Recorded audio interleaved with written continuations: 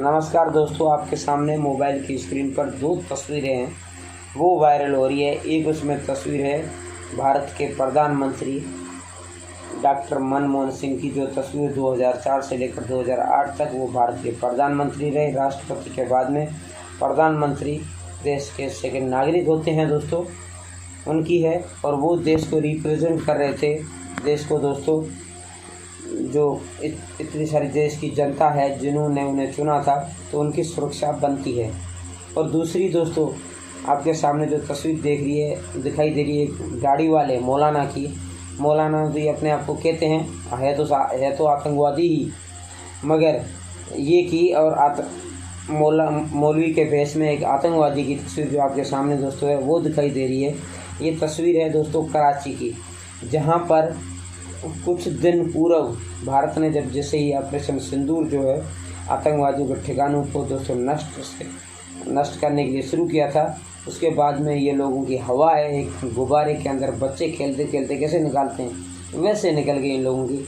और bullet proof jacket पर वो बुलेट प्रूफ शीशे के पीछे खड़े होकर ये लोग कहने लगे, हम भारत को साथ में ये कर देंगे, वो कर देंगे, हमारी फ़ौज ऐसी है, हम फौज के साथ खड़े हैं, शाना बशाना खड़े हैं। बड़ा ज़बरदस्त भाषण दे रहे थे दोस्तों, कोई सुनने वाला नहीं था। और उनको इतना डर था कि इतना ज़बरदस्त इनका भाषण जो सुने तो उसको हंसी आ जाए। क्यों? क्योंकि इनकी एकोत्तर में पतलूनें गिली हुई, हम मुसलमान एक हैं। भाई मुसलमान तो तुम एक हो, हम कब कह रहे दो हो? बांग्लादेशी तुम्हारे भाई नहीं थे क्या? लाल मस्जिद में 2006 के अंदर जनरल परवेज़ मुशर्रफ ने तुम्हें ठोका था, वो तुम्हारा ही तो भाई था, तुम्हारे ही देश का था, तुम्हारा ही राष्ट्रपति तो था, फौज का जनरल भी था, उसने भी ठोका था लाल मस्जिद में। क्या हुआ था ज़रा वो भी बताओ ना। इस्लाम को आप लोग कहते हो इस्लाम के ठेकेदार बने फिरते हो, अबे शर्म आती है तुम्हारे पे।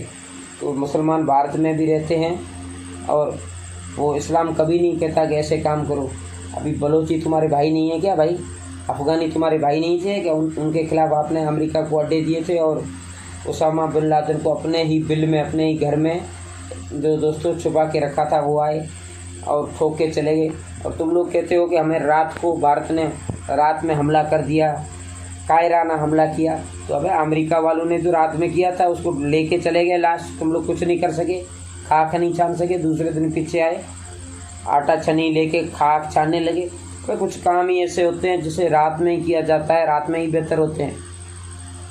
तुम्हारा वो जुल्फ़िकार अली भुट्टो का नवासा बिलावल भुट्टो, वो भी तो कह रहा था कायराना हमला है हमारे ऊपर, रात को हमला किया। रोने से क्या, उसके अगले दिन तो तू बड़े बड़े ज़ोर ज़ोर से भाषण दे रहा था भाई। ये अगले दिन बड़े ज़ोर ज़ोर से भाषण दे रहा था हैदराबाद के अंदर, कह रहा था पानी नहीं बहा तो खून बहा दूंगा।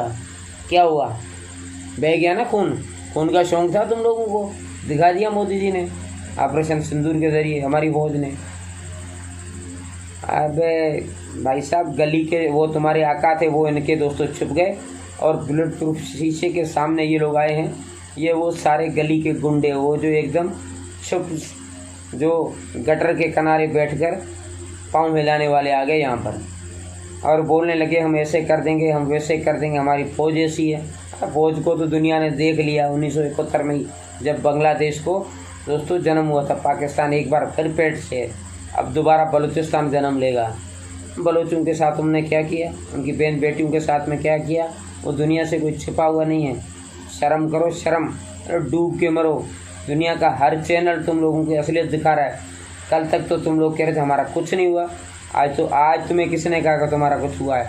आज तुम खुद आके रो रहे हो, हमारा ये हो गया, IMF के सामने रो रहे हो, दुनिया के देशों के सामने रो रहे हो। अमेरिका तुम्हारा पक्ष इसलिए ले रहा है क्योंकि उन्होंने जहाज़ दिया था तुम्हारे देश के अंदर आतंकवादियों के खिलाफ इस्तेमाल करने के लिए, और तुमने उनको भारत के खिलाफ इस्तेमाल करके गिरा दिया।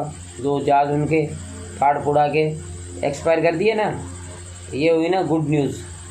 और मैं तो कहता हूँ कि ये अज्ञातवादी बंदूकधारियों से इतने डरे हुए हैं दोस्तों। इससे पहले मैंने एक वीडियो अपलोड किया था, जहाँ पे जाके देख लीजिए।